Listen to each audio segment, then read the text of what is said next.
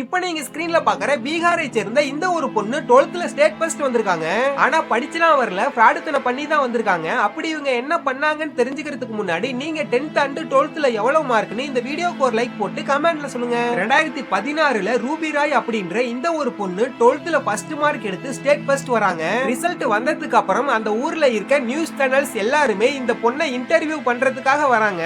அப்போ அங்க இருக்க ரிப்போர்ட்டர் ஒருத்தர், நீங்க 12th ஃபர்ஸ்ட் மார்க் எடுத்திருக்கீங்க, சோ பொலிட்டிக்கல் சயின்ஸ பத்தி உங்களுக்கு தெரிஞ்சதை சொல்லுங்கன்னு கேட்டிருக்காரு. ஆனா அந்த பொண்ணு பொலிட்டிக்கல் சயின்ஸ்ன்ற ஒரு வார்த்தையை கூட ஒழுங்கா சொல்ல தெரியாம திணறி இருக்காங்க.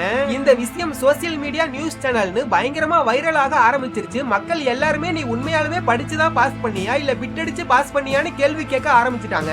அதுக்கப்புறம் இந்த பொண்ணு படிச்ச ஸ்கூல்ல போய் விசாரிச்சா இந்த பொண்ணு தான் அந்த ஸ்கூல்லயே லாஸ்ட் மார்க்னு தெரிய வருது. உடனே கவர்மெண்ட் ஸ்கூல்ல இருக்க ஆபீசர்ஸ் எல்லாருமே சேர்ந்து இந்த பொண்ணுக்கு திரும்பவும் எக்ஸாம் வைக்கிறாங்க.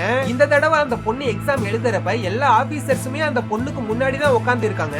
அது மட்டும் இல்லாம அங்க இருக்க நியூஸ் சேனல்ஸ் எல்லாருமே இந்த பொண்ணு எக்ஸாம் எழுதுறத லைவா ரெக்கார்ட் பண்ணிருக்காங்க. எக்ஸாம் முடிஞ்சதுக்கு அப்புறம் இந்த பொண்ணோட பேப்பரை வாங்கி செக் பண்றாங்க. இந்த பொண்ணு கேட்ட கேள்வி எல்லாத்துக்குமே சம்பந்தமே இல்லாம தப்பு தப்பா ஆன்சர் எழுதிருக்கு. அதுக்கப்புறம் இந்த பொண்ணை கூப்பிட்டு விசாரணை நடத்தினப்பதான் தெரிய வருது, இந்த பொண்ணு அந்த ஸ்கூலோட ஹெச்எம்க்கு காசு கொடுத்து எல்லா எக்ஸாமையுமே பார்த்து எழுதிருக்கு. இவங்க பண்ண ஃப்ராடுத்தனம் தெரிஞ்சதுக்கு அப்புறம் இவங்க ரெண்டு பேரையும் போலீஸ் அரெஸ்ட் பண்ணி அதுக்கு ஏத்த மாதிரி தண்டனையும் கொடுத்துறாங்க.